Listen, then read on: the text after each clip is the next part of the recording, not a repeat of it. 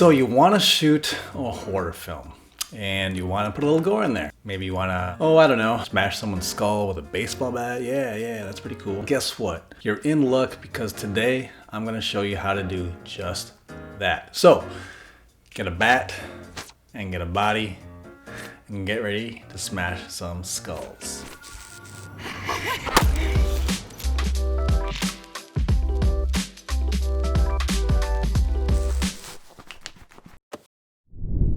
So you guys know that I love horror movies, and the reason why is because it's so much fun to gross people out, especially when you use a little gore.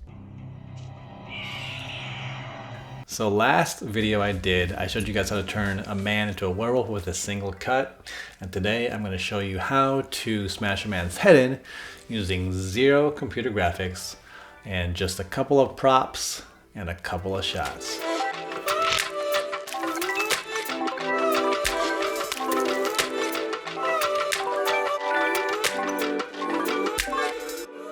So before we get into it, let's actually watch the little horror short that I did that shows a dude getting his head batted in. Roll it.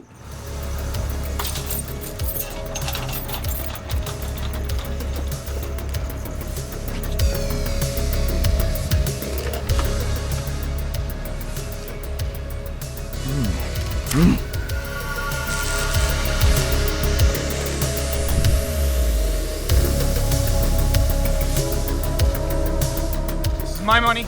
I earned it. I should be the one to keep it. Why should he get a cut?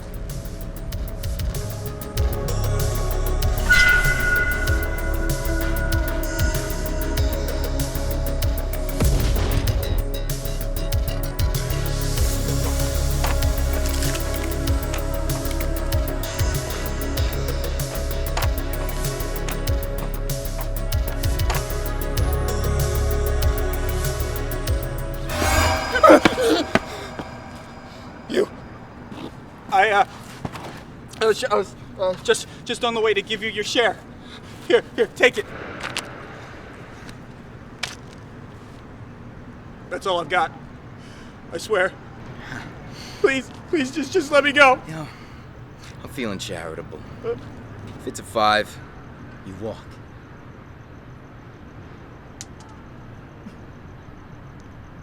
No dice. No!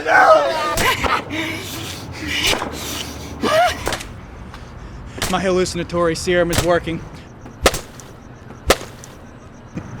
Once everyone eats these donuts, the city will be mine.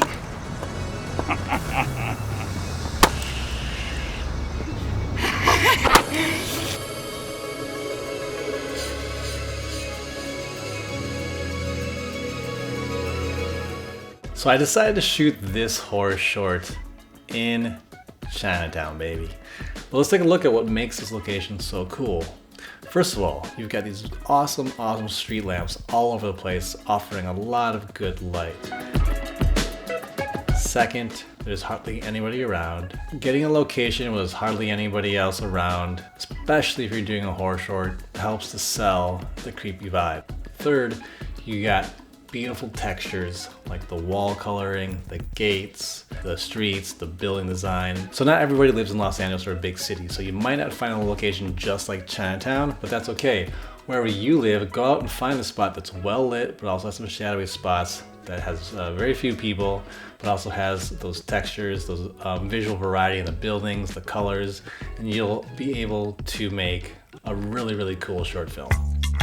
So I've got some shots in here where the actors are moving around and talking, and I still got really good sound. So how did I do this? Well, I have a special setup that allows me to get really nice gimbal shots, but also get great sound. In one hand, I have my gimbal and my camera, and in the other hand, I have a shotgun microphone connected with a handle that is connected to a Zoom recorder. You want to first of all get a gimbal that you're really good at using. You want to be able to walk backwards, forwards, left, right, and know all the quirks of the gimbal, how it works when you move it around. And then you want to get yourself, like I said, a shotgun microphone and a Zoom recorder that you can plug into, so you can put that in your pocket, hold the mic out and use your arm as a boom pole. And so whenever you're recording, you got your gimbal here, your mic here, and you can move around and get dynamic shots and great sound at the same time. Animate like a little louder.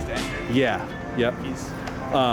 Like it's almost like get your stress out by moving and raising your voice a bit. Okay. Does that make sense? Yeah, what would this guy do? Okay, here we go. All right, take a couple steps back. Okay, ready? Let's wait for that car. And action. This is my money. I earned it. I should be the one to keep it. Why should he get a cut? All right, now, as I mentioned before, I did get kicked out of Chinatown, and I was really bummed because it was right before the last scene, and the security guy rolled up on his bicycle and asked, "Do you have a permit?" And unfortunately, I did not.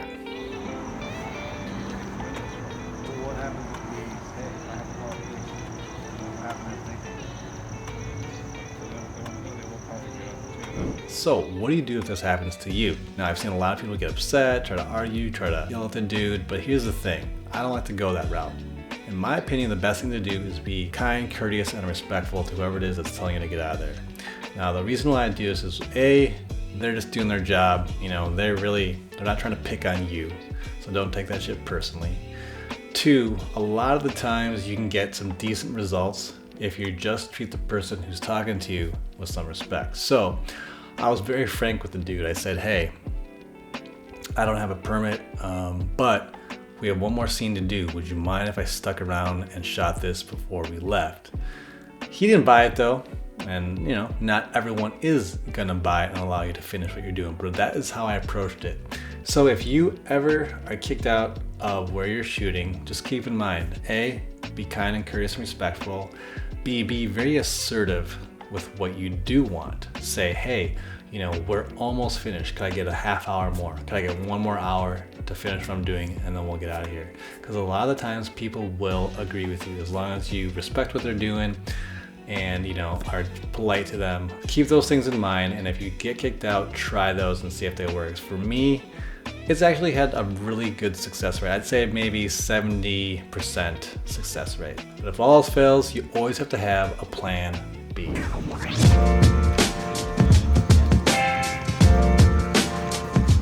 But here's a filmmaker's secret.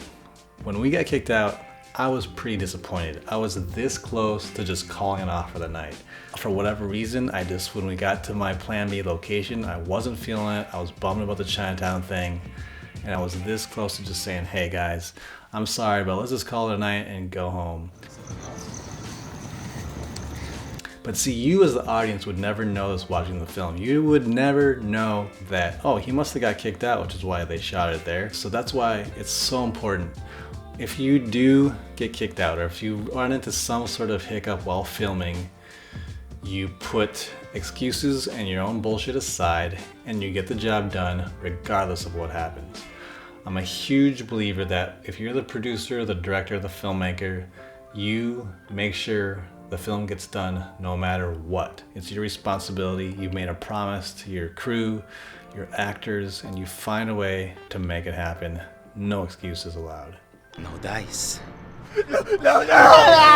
All right, let's get into why we're all watching this video. How the heck do you smash a skull? Well, it's pretty dang easy. What I did was I went to a Halloween store and I picked up this mask. Now in my mind, this mask was the closest thing I could find that looked like our actor. Now in addition to getting this mask, I also bought a mullet wig. You can never have enough mullet wigs. Okay, so the smashing scene is built up of 4 shots. We have the batter, we have the wide 2 shot, we have the live victim shot, and we have the fake victim shot. When you put all these 4 shots together, they work because the momentum of the bat carries our eye through all of those shots, giving the illusion that it never stopped. So let's analyze each shot. First, you have the batter raising the bat. The second shot is important because this establishes that both actors are right there in the same shot together. And now what we did here is I had the batter swing down as hard as he could, but not at the actor's head. He was actually about a foot away to the right of the actor's head on a pad we put next to the actor's head. Now, the next shot was of the victim freaking out, seeing the bat coming towards his face. And then the fourth and final shot is just the mask wearing the victim's clothes and the bat hitting that mask. No dice. So if you have any questions about smashing your own dang skull on set, feel free to drop me a comment below. Ask me a question, be happy to answer it. Or if you'd like to get in touch with me via email or privately, you can do it on my website, which is dream19.com. And under the Hire Me tab, there's a contact form where you can reach out to me. If you're a small business, if you're an actor, if you're a dancer, an artist, or you'd like a music video done, you can also hire me at my website, dream19.com, under the Hire Me tab, and I will get back to you within 48 hours. Keep creating, and we'll see you next time.